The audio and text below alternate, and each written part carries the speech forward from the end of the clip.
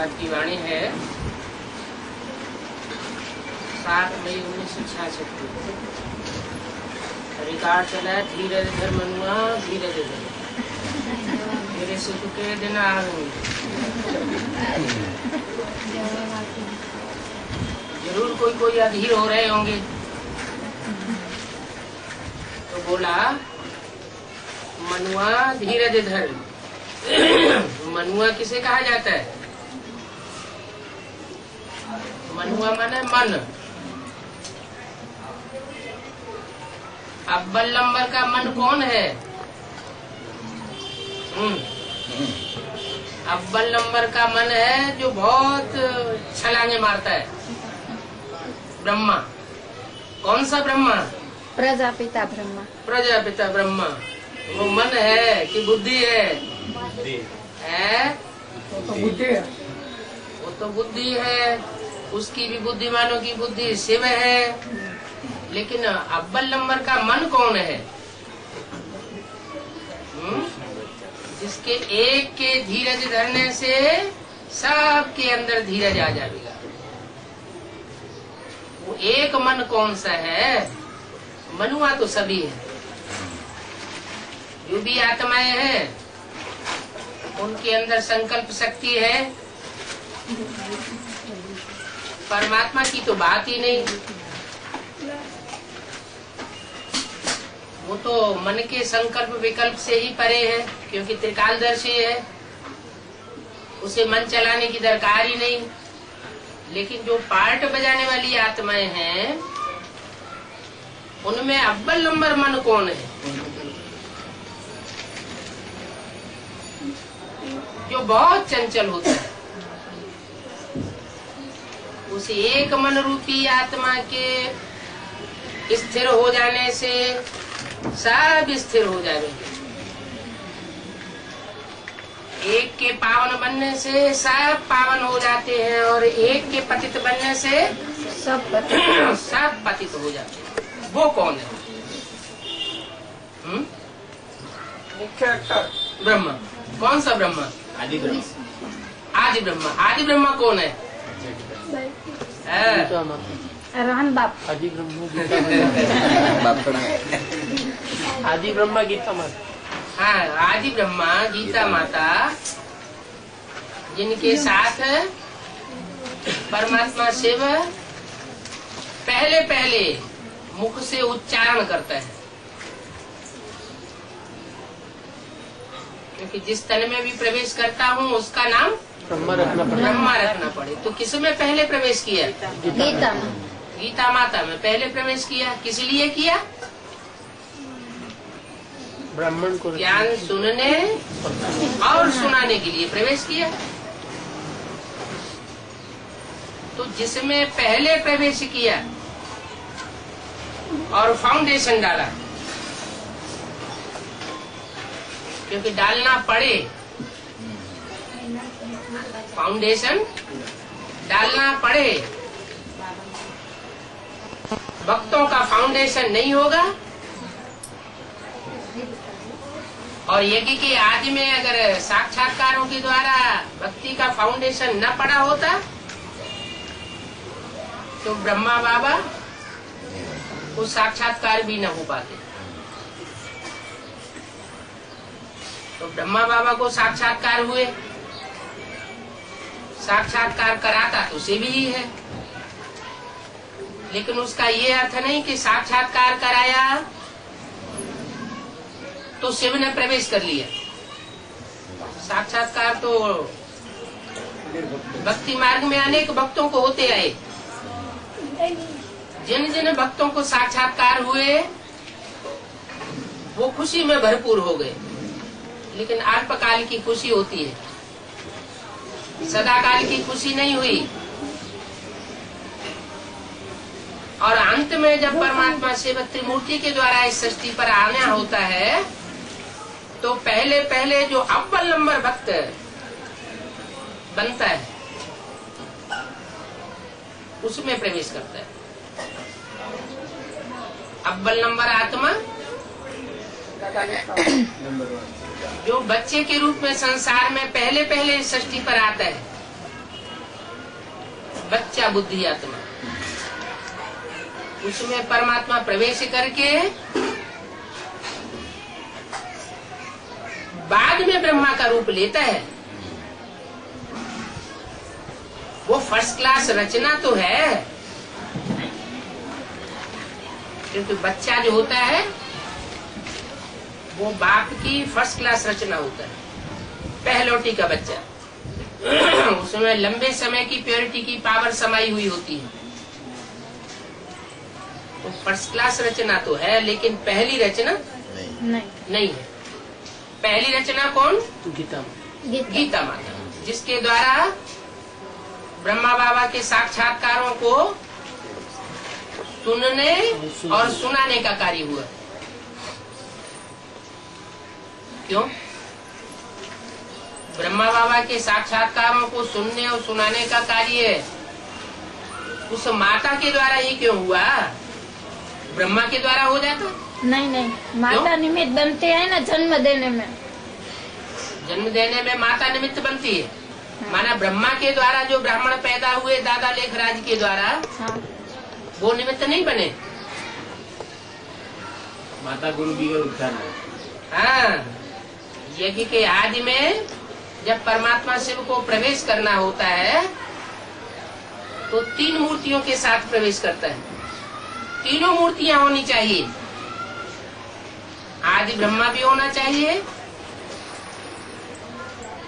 Love और ला का balance रखने वाली आत्मा भी होनी चाहिए, और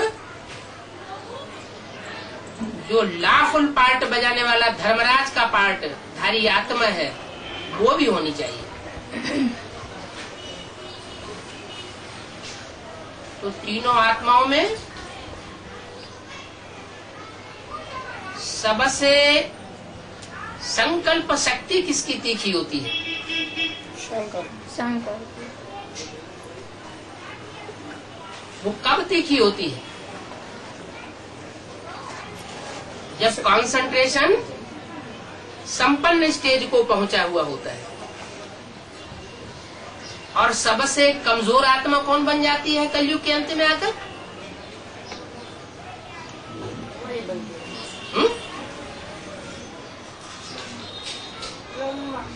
ब्रह्मा। माताओं को जितना नीचे गिराया गया है उतना और किसी को नहीं गिराया जाता। तो आत्मिक रूप में भी जो माता का पार्ट बजाने वाली है वो भी कलयुग के अंत में गीता माता है, जो सब धर्मों की माता है, सब धर्म ग्रंथों की माता है। और उसको जितना नीचे गिराया जाता है उतना और किसी को नीचे नहीं गिराया जाता। वो माताओं की भी माता है। कलयुग के अंत में भगवान किसका उद्धार करने के लिए आते हैं? माता।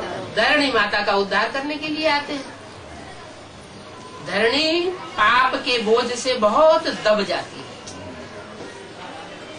जड़ धरणी की बात नहीं है। न जड़ धरणी पाप करती है और न जड़ धरणी पुण्य करती है। कोई चैतन्य आत्माओं की बात है। उन चैतन्य आत्माओं में जो अव्वल नंबर पहली माता है, जिसका परमात्मा ने आधार लिया, वो है मन रूपी ब्रह्मा। उसके लिए कहते हैं मन के संकल्पों से क्या हुआ? सृष्टि रचना हुई। कौन सी? पुरानी सृष्टि की रचना हुई या नई सृष्टि की रचना हुई? नहीं, जरूर नई सृष्टि की रचना ही परमात्मा आकर के करता है। हाँ,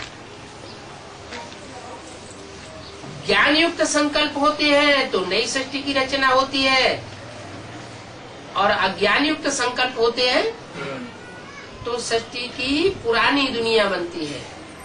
हर आत्मा इस समय संगम युग में अपने लिए नई सृष्टि और पुरानी सृष्टि रच रही है। सुख की दुनिया भी रच रही है और दुख की दुनिया भी रच रही है। इसलिए बाबा क्या कहते हैं? कि अभी लास्ट चांस है, लास्ट चांस में क्या करो, हैं?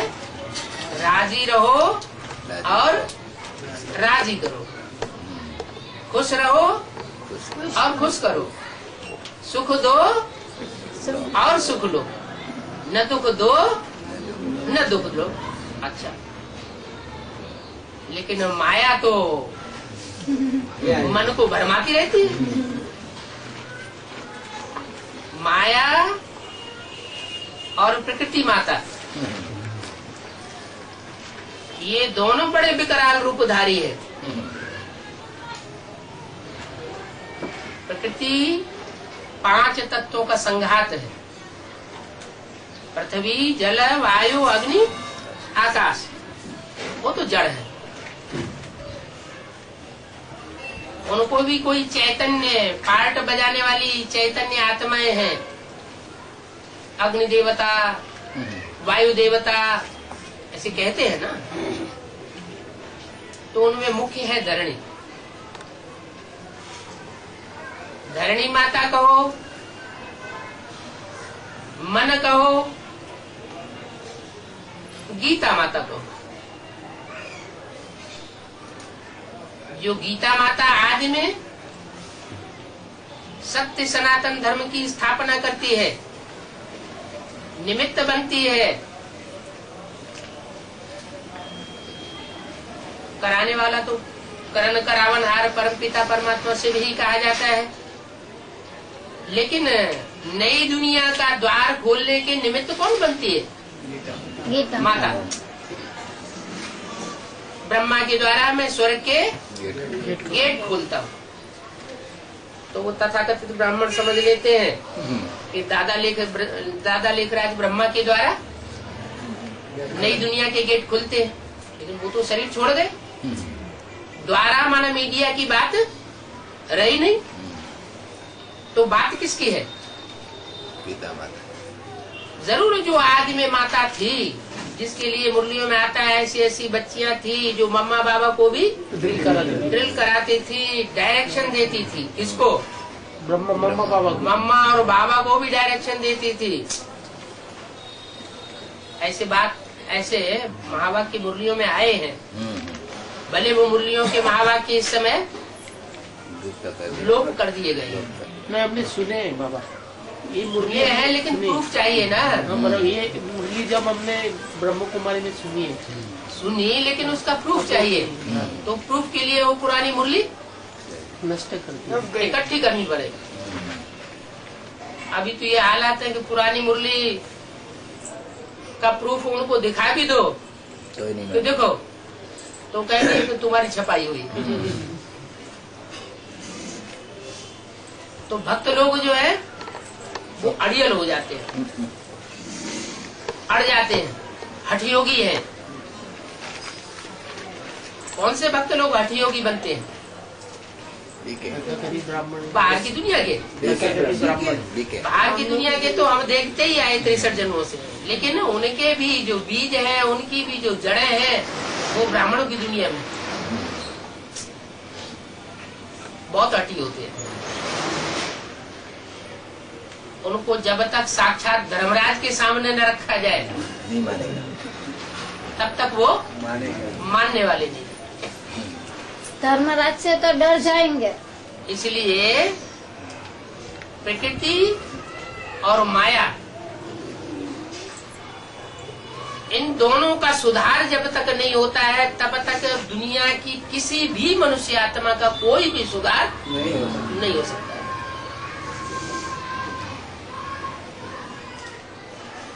माया तो एकदम जड़ था, पत्थर बुद्धि बताई दी। क्या नाम दे दिया उसका? अहिल्या। अहि माने सांप, ले माने ले आई। जो जानबूझ करके सर्प जैसे विकारियों को बाबा के सामने ले आती है, मना करने के बावजूद भी, तो वो अहिल्या पत्थर बुद्धि बन जाती है। वो भी जब तक परमात्मा के चरणों का स्पर्श न करे, तब तक उसका उद्धार नहीं हो। कौन से चरण? स्थूल चरणों की बात है। बुद्धि रूपी बुद्धि रूपी जो चरण है, बुद्धि रूपी जो पांव है, उनका जब तक उसको स्पर्श नहीं होता है तब तक वो भी सुधरने वाली नहीं है। ये तो हुई माया की बात। माया रावण कहते हैं ना, माया भी रूप धारण करने वाला है। रावण के कितने सिर? 10 सिर। उनमें कौन कौन से सिरों को, कौन से सिरों की पहचान है? काम, क्रोध, लोभ, मोह, अहंकार। ये तो 5 ही हुए। 5 स्त्री का होता है। अच्छा, माना काम, क्रोध, लोभ, मोह, अहंकार, ये रावण के सिर हैं। हाँ। और स्त्री कौन है?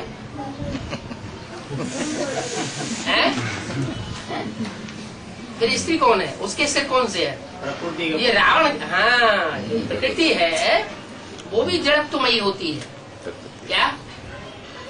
प्रकृति के जो 5 जड़ तत्व हैं, पृथ्वी, जल, वायु, अग्नि, आकाश, ये भी स्त्री रूप है। और ये स्त्री रूप जो है वो भी बहुत विकराल रूप धारण करते हैं। क्या?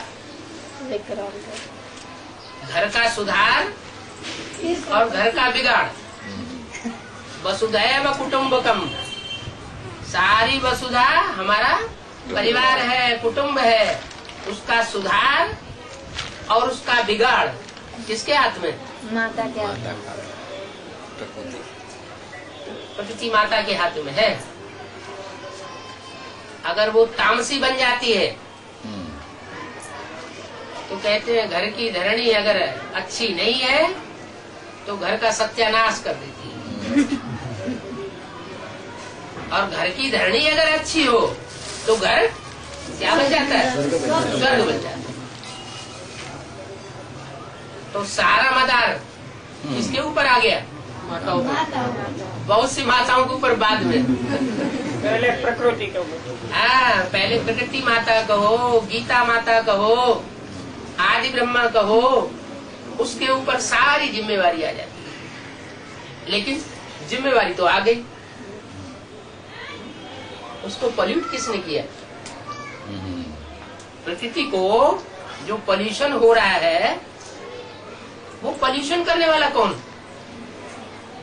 कीड़े मकोड़े, पशु पक्षी, मनुष्य, या मनुष्यों में भी श्रेष्ठ हम ब्राह्मण। ब्राह्मण प्रकृति को पॉल्यूट कर रहे हैं। माया ने पॉल्यूट किया है। माया पॉल्यूट करती है।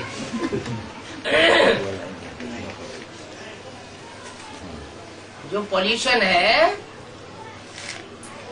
वो भी दुर्योधन दुशासनों के द्वारा होता है। सब पुरुषों को कौन सा रूप बता दिया मुरली में? दुर्योधन दुशासन। सब पुरुष दुर्योधन दुशासन। तभी तो मारना चाहिए। मारना चाहिए। क्या डंडे से मारना चाहिए? बबुल के डंडे से? नहीं। कैसे मारेंगे? ज्ञान के डंडे बाबा ने दिए हैं। हाँ। तो जगदम्बा की भुजा बनेंगे आप। हाँ। हैं? वो इस्तेमाल नहीं करता सिवाय मनीषा के। हैं? अच्छा, तो जगदम्बा जो है, जो पहली माता है, उसके ऊपर जिम्मेवारी तो है, लेकिन जिम्मेवारी तब तक है जब तक उसे पॉल्यूट नहीं किया गया। और जब उसे पॉल्यूशन में डाल दिया गया, उसकी बुद्धि को भरमाए दिया गया, तो फिर उसकी जिम्मेवारी काहे की? कहते हैं ना, बरगला लिया। रावण किसको बरगलाता है? रावण ने किसको बरगलाया? सीता को बरगलाया। कैसा रूप धारण करके बरगलाया? साधु। साधु का रूप धारण करके बरगलाया। तो जो साधु का रूप धारण करके बरगलाने वाला रावण है, वो रावण के ऊपर सारी जिम्मेवारी चली जाती है दुनिया को अंधेरे में ले जाने की। दुनिया अंधेरे में जाती है तो कीट, पशु, पक्षी, पतंगे, मनुष्य सारे ही अंधेरे में जाते हैं। पहले मनुष्य अंधेरे में जाता है। मनुष्य कब बनता है? मनुष्य क्यों कहा जाता है? मन का उपयोग करता है तो मनुष्य कहा जाता है। अगर मन का उपयोग न करे तो मनुष्य न कहा जाए। अथवा मनु की औलाद है तो मनुष्य कहा जाता है। और जन्मों में तो मनु माने ब्रह्मा होता ही नहीं, कोई जानता ही नहीं कि सृष्टि का पहले नंबर का मनु कौन है, अव्वल नंबर मनु कौन है, या फर्स्ट क्लास मनु कौन है। इस अंतिम जन्म में पता चलता है कि मन रूपी ब्रह्मा कौन है, विष्णु कौन है और शंकर का पार्ट बजाने वाला कौन है। तो इस अंतिम जन्म में पता चलता है कि ये मनु है तो उस मनु की औलाद मनुष्य कही जाती है। जैसे ब्रह्मा की औलाद ब्राह्मण कहे जाते हैं, जैसे शिव के फॉलोअर्स शैव कहे जाते हैं, विष्णु के फॉलोअर्स वैष्णव कहे जाते हैं। माना फॉलोअर या बच्चे के अर्थ में एक मात्रा बढ़ जाती है। तो मनु की औलाद मनुष्य हुए। मनुष्य जब सुधरता है तो देवता बन जाता है, और मनुष्य बिगड़ता है तो रावण जैसा राक्षस बन जाता है। अब सवाल ये है कि मनुष्य बिगड़ा, मनुष्य में स्त्री और पुरुष दोनों ही आते हैं ना, है? क्योंकि आत्मा तो एक जन्म में स्त्री बनती है और एक जन्म में पुरुष बनती है। अच्छा, लेकिन आत्माओं में भी कोई आत्मा ऐसी होती होगी ना जो 84 जन्मों में से ज्यादा जन्म स्त्री के लेती हो, और कोई पुरुष ऐसे होते होंगे जो ज्यादा जन्म पुरुष के लेते हो।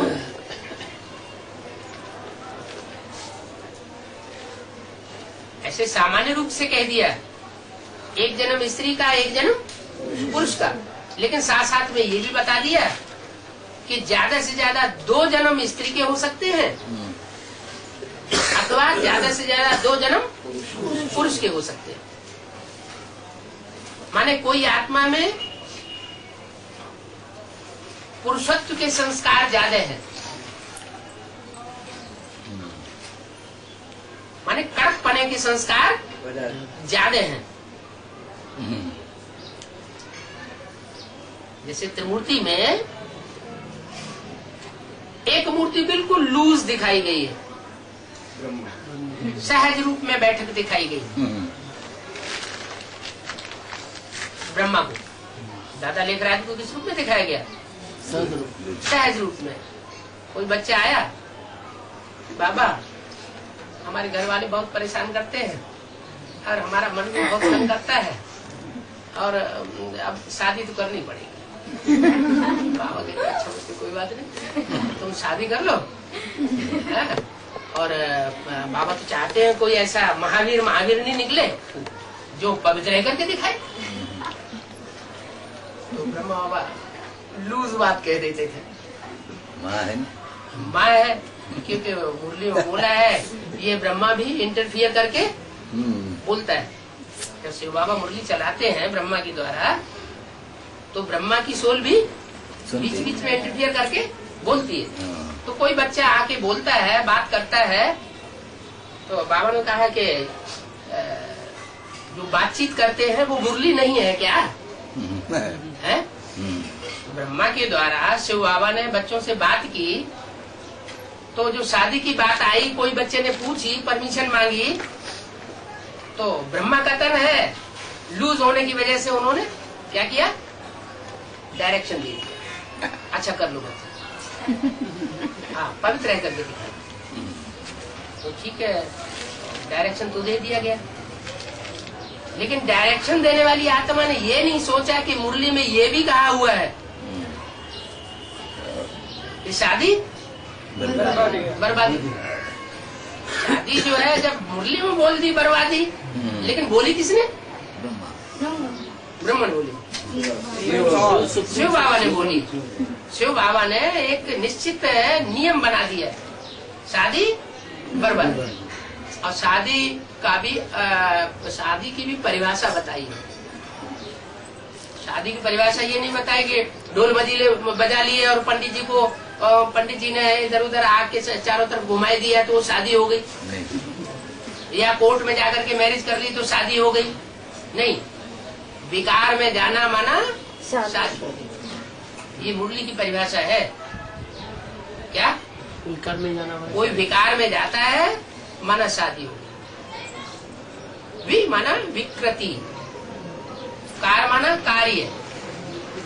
जो विपरीत कार्य है श्रीमत के खिलाफ, वो कार्य अगर कोई करता है तो वो विकार में जाने वाला जैसे शादी कर देता है। अच्छा, ये तो स्त्री पुरुष की शादी का डायरेक्शन ब्रह्मा बाबा ने तो दे दिया, माना। इससे ये साबित हो गया, एक ही मिसाल नहीं, कई एक मिसाल ऐसे हैं मुरली में। जैसे कोई बच्चे आते हैं, बाबा से कहते हैं बाबा घर बहुत टूटा फूटा है, छोटा सा घर है और बहुत तंग करता है, ज्यादा परिवार के सदस्य हैं। भले बाबा ने आपने बोल तो दिया है कि प्रॉपर्टी नहीं बनानी है, लेकिन अब हमारा काम नहीं चल रहा है, हम बहुत दुखी है। तो माँ के अंदर तो वात्सल्य है। अच्छा बच्चे, कोई बात नहीं, मकान बना लो, भले बनाओ। हाँ, भले बनाओ। हाँ, भल शब्द जरूर डाल दिया। माँ से भले भले बनाओ। हाँ, भोले भाले का भल माँ के साथ जरूर रहता है, भाला नहीं रहता है। नहीं, क्या रहता है? हाँ, भोले भाले तो शिव है भोले और शंकर है भाला, तो शंकर के साथ तो भाला रहता है। और भाले का जो संगी साथी है जन्म जन्म का, उसके साथ रहता है भल। तो वो हर बात में भल लगा देते थे। अच्छा बच्चे, भल शादी कर लो। अच्छा बच्चे, भल मकान बना लो। एक कमरा जो है वो बाबा की गीता पाठशाला के लिए रखना, और गीता पाठशाला चलाओ, विश्व का कल्याण करो। तो परमिशन ब्रह्मा से मिल जाती थी, ब्रह्मा से। है ये हुआ कि माँ जो होती है वो बच्चों के प्रति बहुत लचीली हो जाती है। बच्चा कैसा भी हो, नीच से नीच कार्य करने वाला हो, दुष्ट से दुष्ट हो, लेकिन माँ अपने बच्चे को अपनी गोद से कभी अलग नहीं करती। तो ब्रह्मा तो बच्चों के लिए लूज हो जाते थे। अच्छा, ब्रह्मा दादा लेखराज की सोल की बात हुई है, तो है ना? उसकी भी अम्मा कौन? गीता माता। गीता माता तो उसकी भी अम्मा है। तो वो लचीली होगी या नहीं है? वो लचीले पने के संस्कार उसके खून में समाये हुए होंगे या नहीं होंगे? होंगे। स्थूल खून में या सूक्ष्म खून में? सूक्ष्म खून कौन कौन सा होता है? संस्कारों का, हाँ, संकल्पों का खून जो होता है वो सूक्ष्म खून कहा जाता है। जैसे शरीर में दो प्रकार का खून बहता है, काला खून और शुद्ध खून। नसें नाड़ियां भी 16,000 मानी जाती हैं शरीर के अंदर। उसमें आधी नसें नाड़ियां काला खून बहने वाली है और आधी नसें नाड़ियां शुद्ध खून बहने वाली है। तो जो विराट रूपी पुरुष है, परम पुरुष, सृष्टिकर्ता जिसे कहा जाता है, कर्ता भरता धरता, वो विराट पुरुष की धमनियां जो है वो भी 16,000 है। क्या? उन 16,000 नसों नाड़ियों में शुद्ध खून भी बहता है आधे में, और आधे में अशुद्ध खून बहता है। माने 16,000 जो नसें नाड़ियां आत्मा रूपी है, उन 8,000 नसें नाड़ियों में शुद्ध खून बहता है। जब परमात्मा का ज्ञान मिलता है तो वो ज्ञान युक्त होकर के संकल्प चलाने की कोशिश करते हैं। और 8,000 नसें नाड़ियां ऐसी हैं जो अज्ञानी गुरुओं से प्रभावित हो जाती है, देहधारी गुरुओं से प्रभावित होकर के, और श्रीमत को भूल जाती, और मनुष्य मत पे आधारित होकर के दुष्ट खून, जो काला खून है, अज्ञान युक्त खून है, वो संकल्पों का खून उनमें बहने लगता है। जैसे परचिंतन करना, भले रोज मुरली पढ़ेंगे, रोज मुरली उनको सुनाई जाएगी, रोज दूसरे लोग कहेंगे परचिंतन पतन की जड़, सुनोगे लिख करके टांग देंगे परचिंतन पतन की जड़, लेकिन सुबह से शाम तक इस बात को भूल ही जाएंगे। क्या कि परचिंतन करना चाहिए या नहीं कर, फिर भी परचिंतन करने लग पड़े। तो कहने का मतलब ये हुआ कि ईश्वर जब इस सृष्टि पर आते हैं, ब्रह्मा के द्वारा सृष्टि रचना का कार्य करते हैं, तो एकदम परिवर्तन नहीं हो सकता। क्यों नहीं हो सकता? क्योंकि दुनिया के हर धर्म की विशेष आत्माओं को चुन चुन करके ब्राह्मण धर्म में इकट्ठा किया जाता है।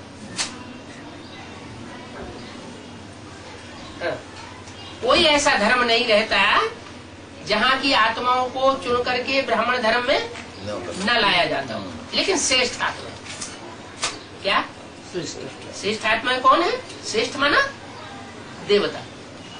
जो भी देवता धर्म की विशेष आत्माएं हैं, जो द्वापर युग से दूसरे धर्मों में कन्वर्ट होने लगी थी, कन्वर्ट होते होते दूसरे धर्म में जाकर के समा गई। कोई समा जाती है, कोई आ जाती है, कोई फिर वापस जाती है। ये कन्वर्शन बार बार चलता रहता है। तो वो श्रेष्ठ आत्माएं जो कन्वर्ट हो गई थी, उनको कन्वर्ट हुई आत्माओं को ब्राह्मण बनाया जाता है ब्रह्मा के द्वारा। तो उनमें से कुछ है दाईं ओर के धर्म में कन्वर्ट होने वाली, और कुछ आत्माएं हैं जो बाईं ओर के धर्म है, विदेशी धर्म, उनमें कन्वर्ट होने वाली। जो दाईं ओर के धर्म में कन्वर्ट होने वाली आत्माएं हैं, वो ब्रह्मचर्य को विशेष महत्व देने वाली आत्माएं, जैसे बौद्ध धर्म, संन्यास धर्म, आर्य समाज, सिख धर्म, ये ब्रह्मचर्य को फिर भी बहुत मान्यता देते हैं। जस्ट अपोजिट जो वाम मार्गी धर्म है, इस्लामी, क्रिश्चियन, मुसलमान, नास्तिक वगैरह, ये प्योरिटी को महत्व नहीं देते। इनके अंदर ये बात समाती नहीं है कि विविचार दुनिया का सबसे बुरा कर्म है, जो सृष्टि को सबसे पतन के गर्त में ले जाता है। विविचार से नरक बनता है और अव्यभिचारी वृत्ति से स्वर्ग बनता है। ये बात उनकी बुद्धि में नहीं बैठती। तो इस तरह की जो आत्माएं आकर के ब्राह्मण बनती हैं, जो कि वाम मार्गी धर्मों में बार बार कन्वर्ट होती रही है, तो वो पहले सुधरेंगी ईश्वरीय ज्ञान सुन करके, या दाईं ओर की जो आत्माएं भारत के धर्मों से विशेष कनेक्टेड होकर के रही है, वो पहले सुधरेंगी। जो भारतीय धर्मों में कन्वर्ट होकर के रही है, वो पहले सुधरती है। बाबा की वाणी सुनती है तो अपने को चेंज कर लेती है। और जो विदेशी धर्मों में कन्वर्ट होकर के रहे हैं, दूसरे धर्म पिताओं के संसर्ग संपर्क में आते रहे, तो संघ का रंग उनके संस्कारों में समा जाता है। वो कितना भी कोसते हैं कि हम श्रीमत पर ही चलें, लेकिन फिर बार बार भूल जाते हैं। उन्हें बार बार उन्हीं देहधारियों से अटैचमेंट हो जाता है, क्योंकि पूर्व जन्म के उनके संस्कार है। मतलब ये हुआ कि जो 8,000 काला खून बहाने वाली नसें नाड़ियां हैं, चैतन्य आत्माएं हैं, जो कि ब्राह्मण परिवार में आ जाती हैं, वो जल्दी सुधरती नहीं। और क्योंकि विदेशी धर्मों की संसर्ग में रही है, और जितने भी विदेशी धर्म हैं वो सब हैं आपाधापी करने वाले। क्या लेफ्टिस्ट धर्म है ना।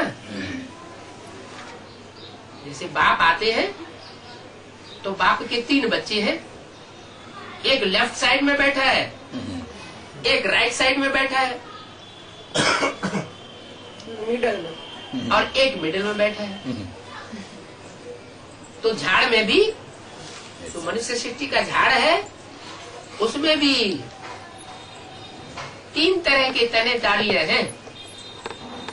एक तो जो नीचे से ऊपर तक सीधा जाता है, वो है सबसे श्रेष्ठ तना। एक वो है जो तने से दाईं ओर के धर्म निकलते हैं, वो भारतीय धर्म। और तीसरे नंबर के वो हैं जो बाईं ओर के वाम मार्गी धर्म निकलते हैं, विदेशी धर्म। तो 3 है। तीनों में सबसे पहले सुधार किसका होता होगा? देवता धर्म होता है ऊपर जाने वालों का। हाँ, तो अब वो तो ठीक है ऊपर जाने वाला, लेकिन बाबा के भी तो 3 बच्चे हैं, ब्रह्मा, विष्णु और शंकर। तो उनमें सबसे पहले सुधार किसका होगा? सबसे पहले मुख्य एक्टर जो है वो है ब्रह्मा का पहले सुधार होता है कि विष्णु का पहले सुधार होता है कि शंकर का पहले सुधार होता है? ब्रह्मा का पहले सुधार होता है। और होना चाहिए। क्यों होना चाहिए? है क्योंकि माता का पार्ट बजाने वाली आत्मा है ना। तो माता का जो पार्ट बजाने वाली आत्मा है, जिसे सीता भी कहते हैं, अव्वल नंबर सीता कहो, तो उनको बरगलाया जाता है। क्या रावण जो है वो साधु का रूप धारण करके छल छिद्र कपट करके उन कन्याओं माताओं को क्या करता है? बरगला लेता है, माने बुद्धि को भ्रमित कर देता है। तो बुद्धि को भ्रमित करने से वो आत्माएं उनके वशीभूत हो जाती है। होना नहीं चाहिए वशीभूत। क्या नियम बनाया है? भारतीय परंपरा में नियम क्या बनाया है? नियम ये बनाया है कि पति कैसा भी हो,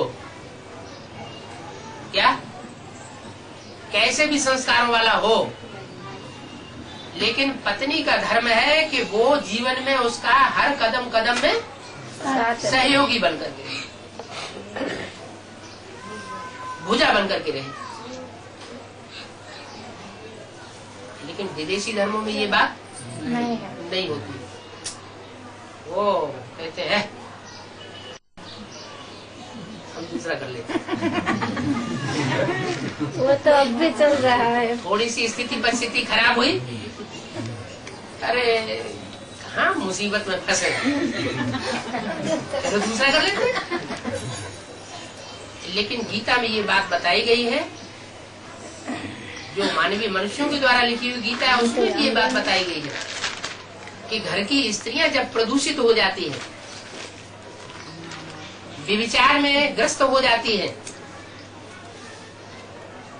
तो पतन होता है। परिवार का भी पतन होता है, और परिवार के मानंद ये जो वसुधैव कुटुंबकम मानी जाती है, सारी दुनिया हमारा कुटुंब है, उस कुटुंब का, उस परिवार का, उस दुनिया का भी पतन हो जाता है। इसलिए कन्याओं माताओं के ऊपर विशेष जिम्मेवारी है इस बात की। कोई भी कारण या कारण का कोई भी परिस्थिति स्थिति आए, उन्होंने अपने जीवन में जिसको अपना सर्वोपरि माना है, पति परमेश्वर मानते हैं ना भक्ति मार्ग में। ये पति परमेश्वर मानने की परंपरा चली कहाँ से? संगम युग से चली। संगम युग में कहाँ से चली? ब्रह्मा कुमारी में। ब्रह्मा कुमारी में चली। अच्छा, ब्रह्मा कुमारी ही जो है वो पति परमेश्वर मानती है, वो तो सन्यासी है। वो सन्यासी है, भक्ति मार्ग वाला है ना। भक्ति मार्ग वाले हैं। हाँ। आप ज्ञान मार्ग वाले हो गए।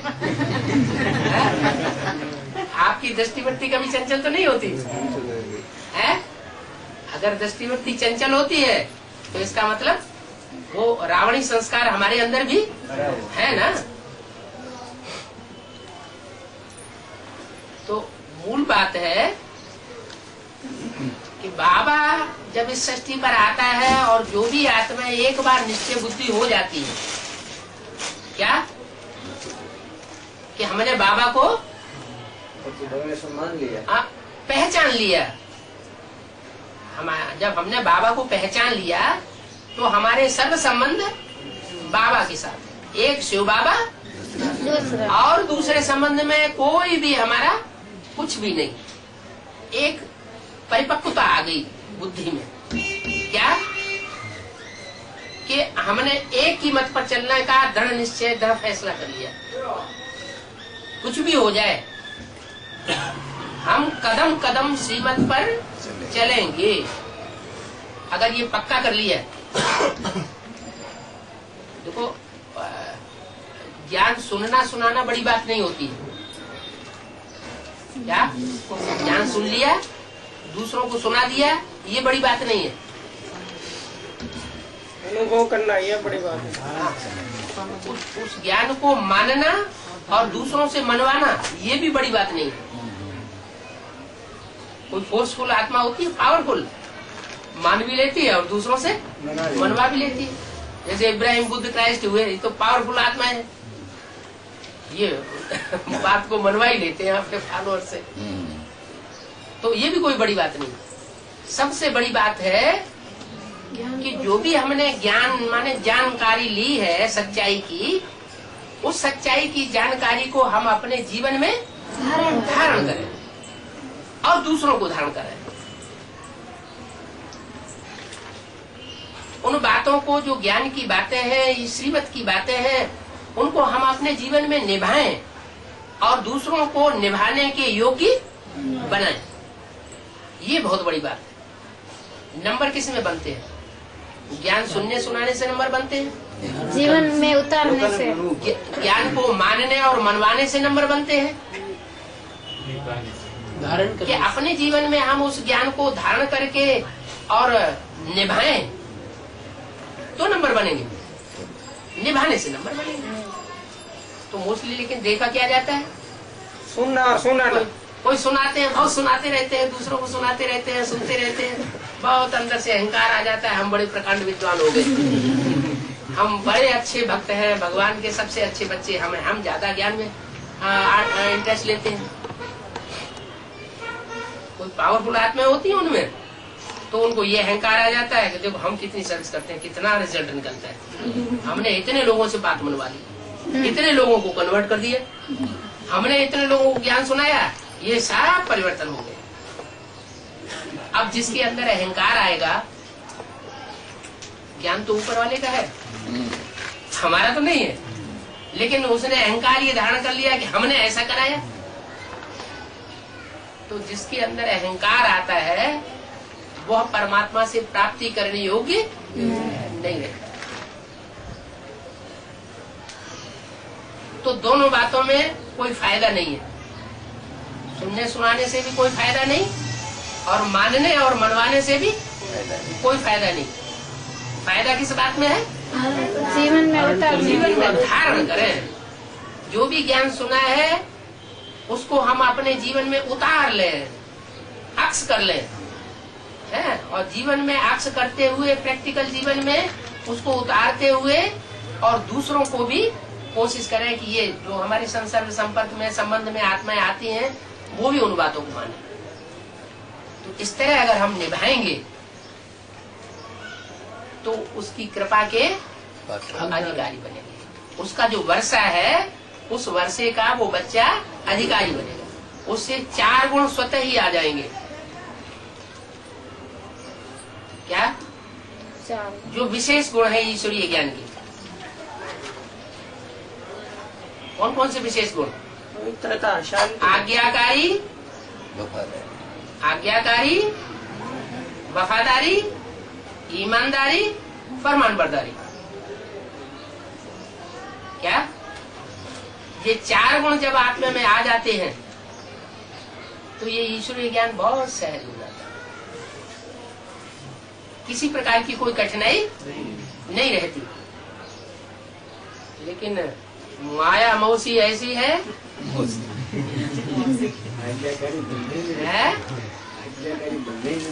कि आज्ञाकारी बनने नहीं देती, श्रीमत पर चलने नहीं देती और निभाने की स्टेज तक आने ही नहीं देती।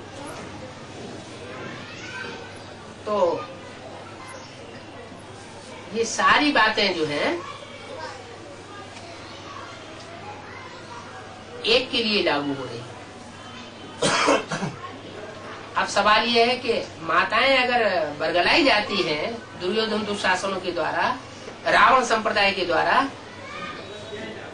तो उनकी बुद्धि को उनके प्रभाव से कैसे निकाला जाए? घर घर की ये परिस्थिति है क्या? घर घर में मिट्टी के चूल्हे हैं,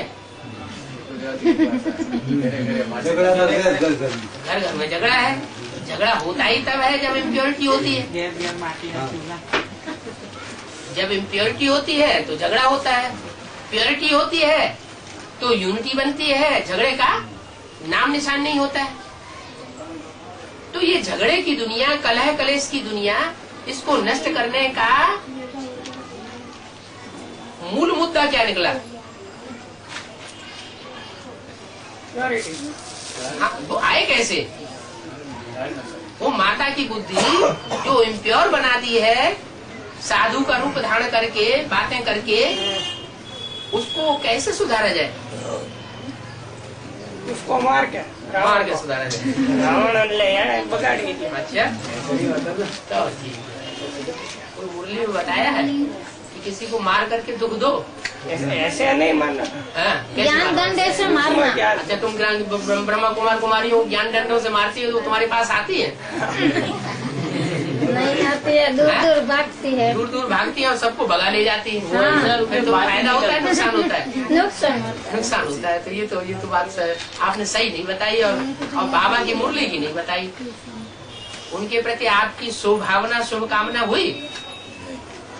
अगर डंडे चला दिए, कोई ब्रह्मा कुमार कुमारी समझने आता है या आप उन्हें समझाने जाते हैं और डंडे के ऊपर डंडे बरसाना शुरू कर देते हैं और बाद में ओम शांति करके भाग जाते हैं, बात ही नहीं करते। सही बोलता हूँ। और खास करके जो निमित्त बहनें हैं, इंचार्ज बहनें हैं, अगर उनको उनके मान सम्मान का ध्यान नहीं रखेंगे, पूरे क्लास के अंदर उनसे प्रश्न पूछना शुरू कर देंगे एडवांस की बातों की, तो उनका अपमान होगा ना, उन्हें तो अपमान फील होगा। तो ये डंडे मारने से उनका सुधार हो जाएगा? नहीं। सबसे पहली बात है हमारे अंदर शुभ भावना, शुभ कामना आए। क्या शुभ भावना, शुभ कामना आए? कि माताएं जो सबसे ज्यादा गिरी हुई है, उन माताओं को जैसे शिव बाबा ने सबसे आगे बढ़ाया है, ऐसे हम भी उन माताओं को आगे बढ़ाए। क्या? ऐसे नहीं, अगर खुदा न खास्ता कोई माता विचलित तो हो गई तो नफरत कर दे, हम भी डाइवोर्स दे दें? क्या? नहीं। नफरत से सुधार नहीं होगा। नफरत करना ये रावण का गुण है, अवगुण है। ये राम का गुण नहीं है। हाँ, राम का गुण ये है कि जो नफरत करते हैं हम उनको भी उतना ही मान सम्मान और प्यार देवे जितने की वो अधिकारी हैं, क्योंकि उनका दोष नहीं है।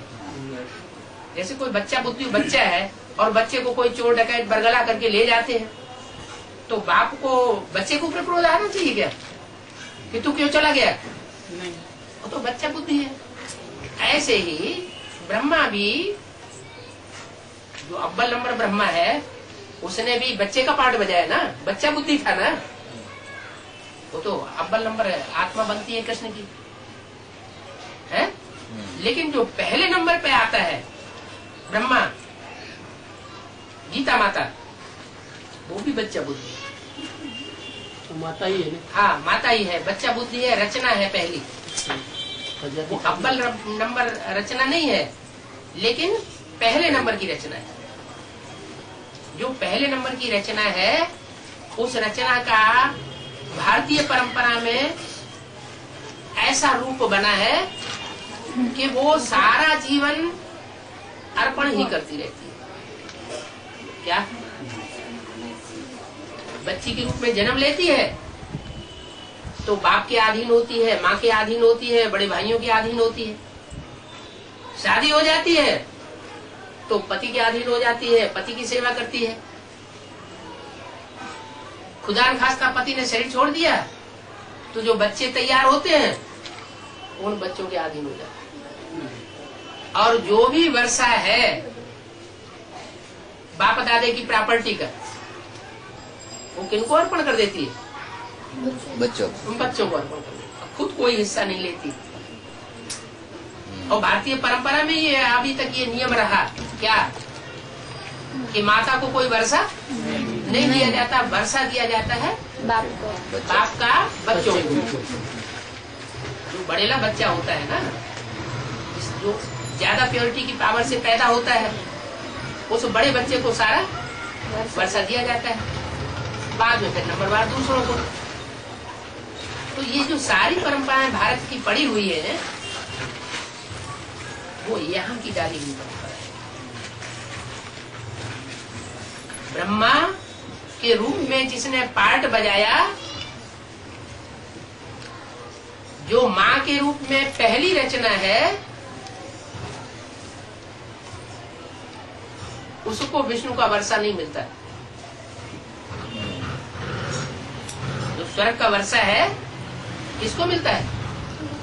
कृष्ण नहीं, कृष्ण तो बच्चे को मिलता है, बच्चे को मिलता है। हाँ, बच्चे को वर्षा मिलता है। तो वो बड़ा बच्चा कौन हुआ? कृष्ण हुआ ना। कृष्ण तो जब नई सृष्टि होगी तब होगा। उसको भी जन्म देने वाला कौन हुआ? जो विश्व की बादशाही लेता है। वो तो सिर्फ सतयुग की बादशाही लेगा ना। प्रजापिता ब्रह्मा। प्रजापिता ब्रह्मा हुआ ना। तो प्रजापिता वाली आत्मा जो है वो तो जैसे शिव बाबा का पहलौटी का बच्चा हो गया। क्या? पहले नंबर का बच्चा हुआ, जो डायरेक्ट नर से नारायण बनता है, नारी से लक्ष्मी वैष्णो देवी बनती है। लेकिन वैष्णो देवी तो 2 नंबर का वर्षा है। शिव बाबा तो रुद्र रूप धारण करने वाला है, रुद्र भी है, रुद्र ज्ञान की रचता है। तो रुद्र ज्ञान का जो पहली प्राप्ति है वो तो बड़े बच्चे को प्राप्त होती है। शिव की 3 मूर्तियां कही जाती हैं, ब्रह्मा विष्णु शंकर। ब्रह्मा की भी मूर्तियां कही जाती हैं, जो मूर्ति ब्रह्मा कह देते हैं भक्ति मार्ग में। लेकिन बड़ा बच्चा कौन? मूर्ति ब्रह्मा कहते हैं, लेकिन कहते हुए भी बड़ा बच्चा शंकर, बड़ा बच्चा हुआ ना। तो जो बड़ा बच्चा है उसको वर्षा मिलता है। लेकिन वो बड़ा बच्चा आता कहाँ से है? वही माता के, माता से ही तो आएगा। लेकिन माता को क्यों नहीं वर्षा मिलता है? माता को सब बच्चे एक जैसे होते हैं ना। एक जैसे? और पिता को नहीं होते एक जैसे? होते हैं, मगर पिता के सामने जो बच्चा बोलता है उसे पिता के सामने बोलता है, पिता के सामने बोलती बंद हो जाती है। तो नफरत करता है ना। पिता के सामने बोलता है तो पिता उसे नफरत करते हैं ना। नहीं, नफरत बाप सबको नफरत नहीं करता। गुरु अपने शिष्यों से कभी नफरत नहीं करता। जो टीचर है वास्तव में, जो वास्तविक टीचर है, वो कभी भी अपने विद्यार्थियों से नफरत नहीं करता। ये तीनों संबंध ऐसे हैं जो हमेशा यही चाहते हैं कि हमारा बच्चा, हमारा विद्यार्थी, हमारा शिष्य हमसे भी ऊंचा बढ़े, हमसे भी आगे बढ़े।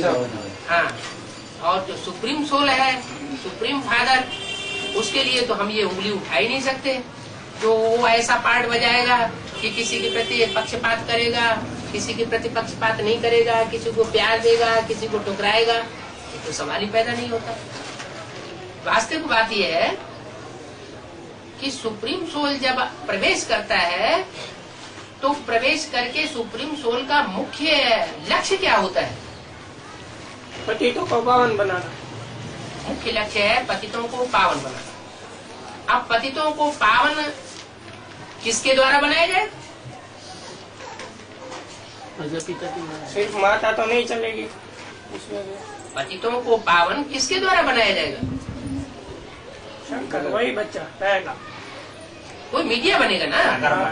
धन्यवाद। जैसे पावन देवताएं थे वो द्वापर युग से पतित बने, तो किनके द्वारा बने? प्रजापिता ब्रह्मा रावण के द्वारा। इनका बोलो। द्वापर युग से द्वैतवाद शुरू हुआ ना, दूसरी मतें देने वाले इस सृष्टि पर आ गए ना, तो अनेक प्रकार की मतें देने वाले जो इस सृष्टि पर आ गए, उन 10 मत देने वाले रावण के द्वारा इस सृष्टि का पतन हुआ। उसने अपनी मतें दी और अपने संग के रंग में ला करके और सारी सृष्टि को पतन के गर्त में डाल दिया। तो यहाँ भी पतन कब होता है और उत्थान कब होता है? एक के संग के रंग से सदगति होती है, अनेकों के मत और अनेकों के संग के रंग से दुर्गति होती है। और संग भी तब किया जाएगा जब पहले उसको पहचाना जाए, कि बिना पहचाने कोई किसी का संग करता है? पहचानने के बाद। है? पहचानने के बाद हाँ, पहचान लेता है तो संग करता है कि ये अच्छा है, इसका संग करना चाहिए। तो शिव बाबा जब इस सृष्टि पर आते हैं तो यही बात पहले सिखाते हैं कि बच्चे पहले अपनी आत्मा को पहचानो और मेरे को पहचानो। सबसे पहले जो भी किसी को ज्ञान सुनाओ तो सबसे पहले क्या परिचय देना चाहिए? आत्मा का बाप को। पहला परिचय देना चाहिए बाप का परिचय। जैसे तुम्हारा लौकिक बाप है शरीर को जन्म देने वाला, ऐसे इस शरीर में तुम्हारी जो आत्मा है जो इस शरीर से भिन्न है, उस आत्मा का बाप कौन? Supreme court. Supreme soul Hindi, supreme soul तो हिंदी है। प्रजापिता ब्रह्मा। अरे आत्मा जो है उस आत्मा का बाप कौन? तो कहेंगे परम पिता परमात्मा शिव। अकेले परम पिता भी नहीं, अकेले परमात्मा भी नहीं। परम पिता सुप्रीम सोल शिव को कोई पहचान नहीं सकता अगर वो परम पार्टधारी हीरो पार्टधारी में प्रवेश न करे, तो उसकी पहचान भी नहीं हो। और प्रजापिता को भी तब तक कोई पहचान नहीं सकता जब तक उसमें सुप्रीम सोल शिव प्रवेश न करे। सो दोनों आरस परस है। जैसे इस दुनिया में पार्ट बजाने के लिए आत्मा अकेली पार्ट नहीं बजा सकती और शरीर अकेला पार्ट नहीं बजा सकता। शरीर और आत्मा दोनों का मेल होता है तो पार्ट चलता है। तो ऐसे ही इस सृष्टि पर ये नियम बना हुआ है। एक है अभोक्ता आत्मा, अभोक्ता भी है अकर्ता भी है, और दूसरी है भोगी आत्मा। भोगी भी है और सबसे ज्यादा कर्म करने वाले भी है, कर्ता भी है भोक्ता भी है, और दूसरी आत्मा अभोक्ता है अकर्ता है। तो दोनों का मेल चाहिए। वो सुप्रीम सोल जब प्रवेश करता है भोगी में और कर्मेंद्रियों से कार्य करने वाले में, रंगमंच पर सबसे ज्यादा पार्ट कौन बजाता है? मुख्य एक्टर। मुख्य एक्टर कौन होता है? प्रजापिता। मुख्य एक्टर हीरो पार्टधारी कहा जाता है। तो हीरो पार्टधारी जो सबसे ज्यादा कर्मेंद्रियों से पार्ट बजाता है, उस कर्मेंद्रियों से पार्ट बजा करके इस सृष्टि पर सुख और दुख सबसे ज्यादा भोगने वाला जो बनता है वो है परमात्मा कहा जाता है। अन्य आत्माओं के बीच में जो भी पार्टधारी आत्माएं हैं, भोगी आत्माएं हैं, कार्य करने वाली इस सृष्टि रूपी रंगमंच पर आत्माएं हैं, उनमें सबसे ज्यादा सुप्रीमेसी का पार्ट बजाने वाली जो आत्मा है राम की आत्मा, उसमें जब तक सुप्रीम सोल प्रवेश न करे तब तक दोनों में से दोनों की पहचान नहीं हो सकती। तो पहचान जरूरी है। इसलिए बाबा मुरली हम क्या कहते हैं, किसी को ज्ञान सुनाओ तो सबसे पहले क्या करो, बाप का परिचय। बाप का परिचय दो। उनको बताओ बेहद के दो बाप है, एक आत्माओं का बाप, बिंदु बिंदु आत्माओं का बाप ज्योति बिंदु शिव। तुम सब ज्योति बिंदु आत्मा हो। तुम्हारी ज्योति बिंदु आत्मा की रोशनी इन आंखों से निकल रही है, तो कोई के भी समझ में आ जाएगा कि जब तक इस शरीर में आत्मा है तो ये रोशनी निकल रही है। आत्मा निकल जाएगी तो आंखें बटन हो जाएंगी। तो आत्मा का भी परिचय मिल जाता है, परमात्मा का भी परिचय मिल जाता है, सामान्य रूप से नहीं जैसे ब्रह्मा कुमार कुमारियों में दिया जाता है, बेहद के रूप से। क्या एडवांस रूप से संपूर्ण परिचय देना है। ऐसे नहीं मैं आत्मा बिंदु, परमात्मा भी बिंदु, सुप्रीम सोल बिंदु, तो नहीं समझ में बैठेगा, पूरी बात नहीं आएगी समझ में। इसके साथ ये भी बताओ कि वो सुप्रीम सोल कौन से शरीर में आकर के इस सारी सृष्टि को सुधार करके जाता है, सारी सृष्टि का परिवर्तन करा के जाता है। पतित शरीर। हाँ, पतित तन में तो आता है, लेकिन वो है कौन, हीरो पाठधारी कौन है, पिता वो नाम रूप गुण धाम कर्तव्य सब चाहिए, उसका पूरा पता एड्रेस चाहिए जो निश्चय पत्र में लिखवाया जा सके। प्रजापिता ब्रह्मा कुमार, हाँ तो उसका नाम चाहिए। वीरेंद्र देव दीक्षित। लौकिक दुनिया में उसका नाम लिखवाओ, इतना तक पढ़ाई पढ़ाओ, पढ़ा कर अपने मुंह से नाम बोलने की जरूरत नहीं है। उस आत्मा को इतना गहरा तक ज्ञान दो कि उसको बुद्धि में ये बैठ जाए कि अमुक नाम वाला लौकिक रूप से शरीर का नाम ये, जैसे दादा लेखराज का नाम बताते हैं, वो तो शरीर छोड़ गए। अभी वर्तमान में कौन पाठधारी, वो नाम क्या है, उसका रूप क्या है, उसका फोटो कैसा है, हुलिया क्या है, हुलिया। तो जानवर बेचते हैं ना, हाँ। तो जानवर का हुलिया लिखा जाता है, उसके क्या क्या निशान है, कैसे कैसा है।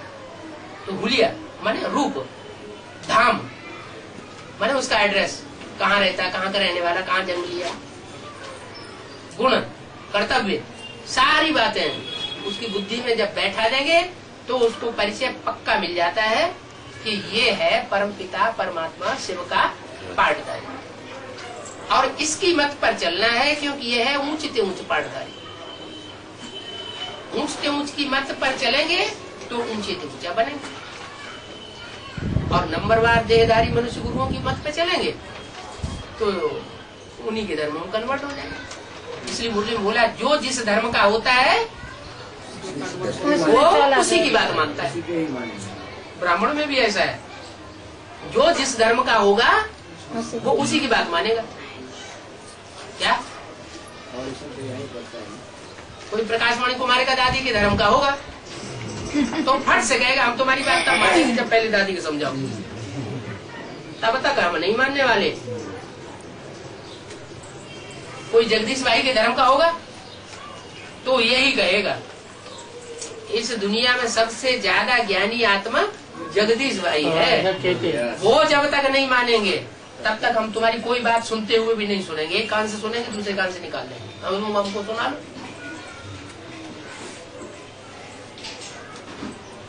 तो प्रकृति माता का भी परिवर्तन करने के लिए क्या करना चाहिए? हाँ, स्नेह से उसको समझाना पड़ेगा। स्नेह माना योग, याद।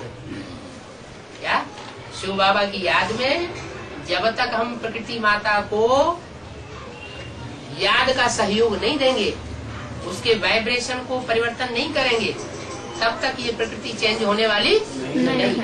आप कहो कि ज्ञान दंडों से उसको सुधार लें, ज्ञान सुना सुना के सुधार लें, वो सुधरने वाली नहीं है, और ज्यादा राजा माता खाती है। तो धीरज धर मनुआ धीरज धर, ऐसे धीरे धीरे थपथपाते हुए ज्ञान सुनाओ। ये बैठना चाहिए ना कि ईश्वर का ज्ञान है तो हमारी भी सदगति होने वाली है? आया है लेट तो लेकर जाएगा। ये कही बात।